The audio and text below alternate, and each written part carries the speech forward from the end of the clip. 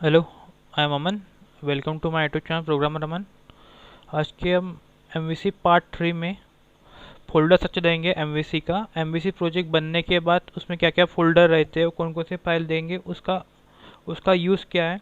किसी भी MVC application को अच्छे से जानने के लिए और डेवलपमेंट करने के लिए आपको हर एक फोल्डर का इम्पोर्टेंस पता रहना चाहिए।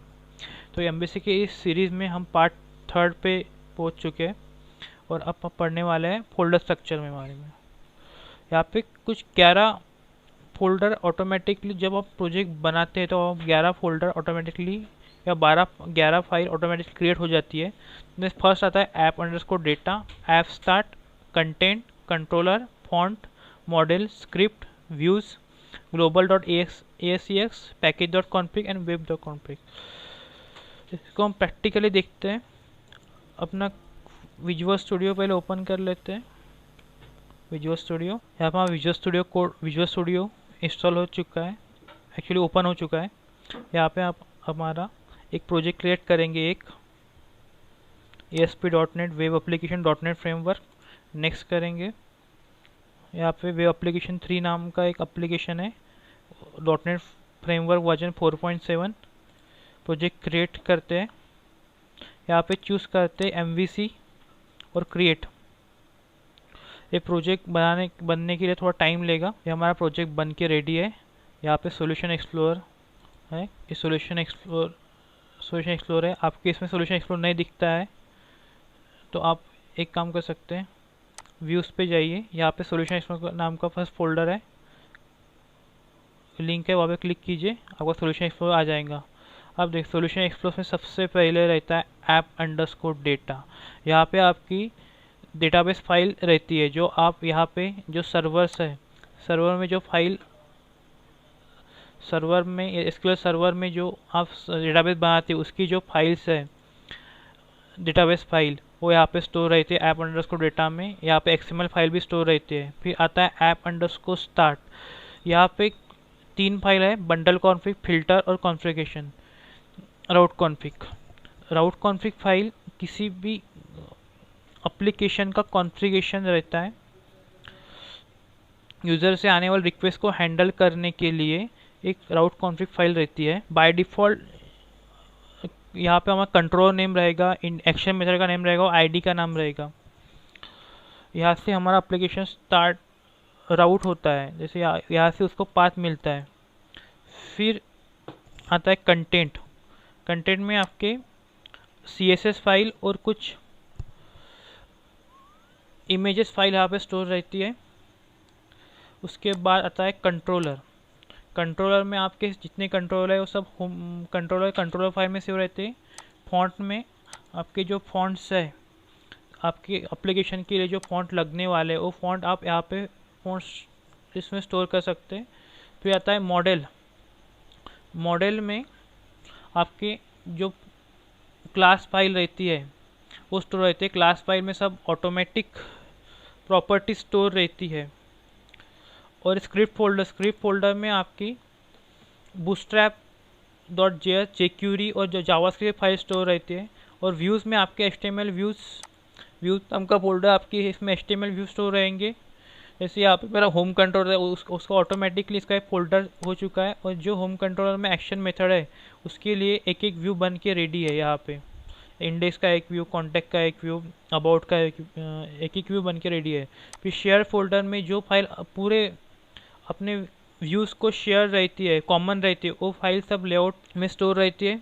उसके बाद आता है ग्लोबल डॉट से ही अपना प्रोग्राम रन होना स्टार्ट हो जाता है।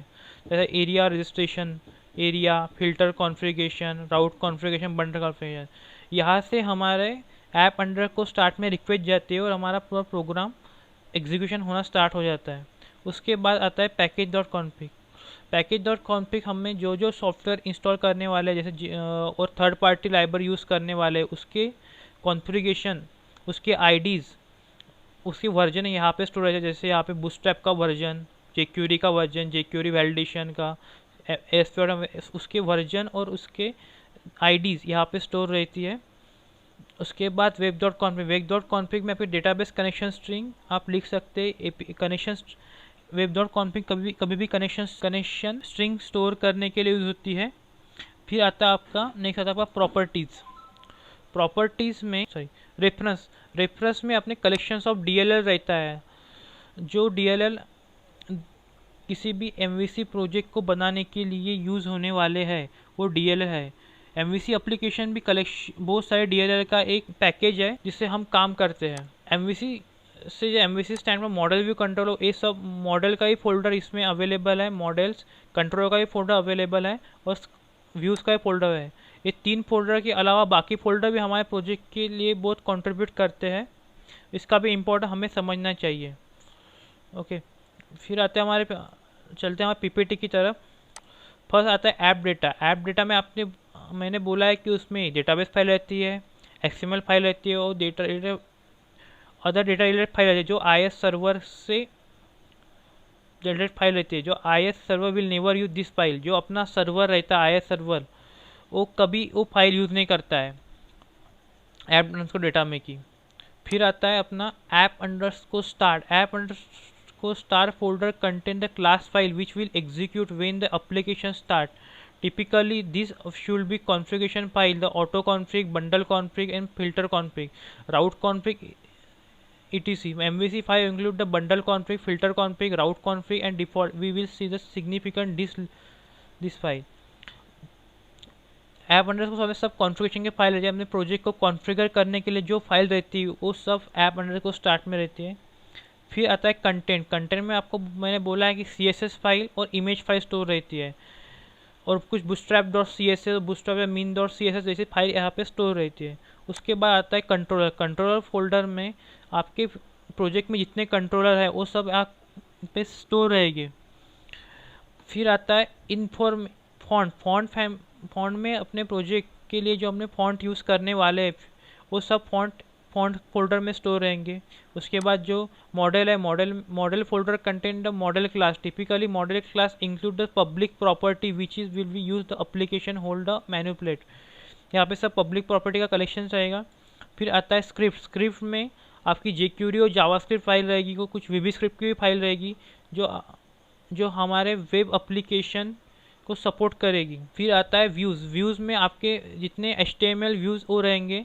एक्चुअली CS/HTML फाइल रहेगी। CS/HTML एक C# प्लस HTML का कॉम्बिनेशन है।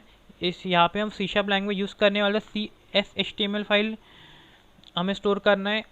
यदि आप VB.NET यूज़ करते हो तो VB/HTML फाइल यूज़ करना पड़ेगा। और layout file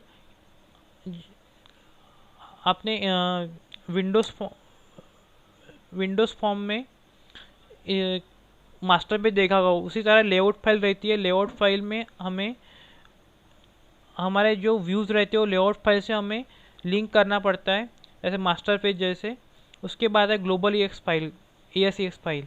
global ASX file will write the code that run the response the application level such as application being request, application start, application error, session start, session etc।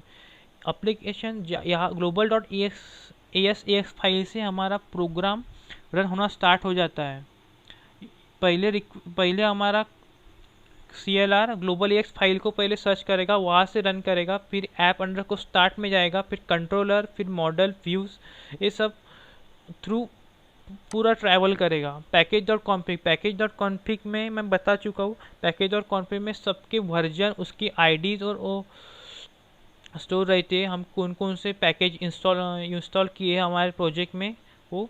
उसके बाद आता है वेब.config सब configuration store रहते। मैं आशा करता हूँ आपको इस वीडियो में उसका फोल्डर स्ट्रक्चर पूरा समझ में आया होगा और हर एक फोल्डर का इंपॉर्टेंस भी पता चल गया होगा। आपको मेरी वीडियो पसंद आते हैं तो वीडियो को लाइक कीजिए, कुछ क्यूरी होगी तो कमेंट कीजिए। आपको MVC की सीरीज इंपॉर्टेंट लगती है तो आप अपने दोस्तों के साथ भी शेयर कर सकते हैं और चैनल को सब्सक्राइब करके बेल आइकन ज़रूर दबाइए, क्योंकि बेल आइकन दबाने फ्यूचर में आने वाले जो वीडियोज़ है मैं उसकी नोटिफिकेशन आपको सबसे पहले मिल जाएंगी। और मुझे इंस्टा पे, लिंक्डइन पे और ट्विटर पे फॉलो कीजिए। मैं जो आने वाले जो वीडियो रहते हैं उनकी लिंक वहाँ पे पब्लिश कर देता हूँ, क्योंकि आपको आज जल्दी मिल जाएगा। मिलते हैं नेक्स्ट वीडियो में नेक्स्ट टॉपिक के साथ। तब तक के लिए बाय।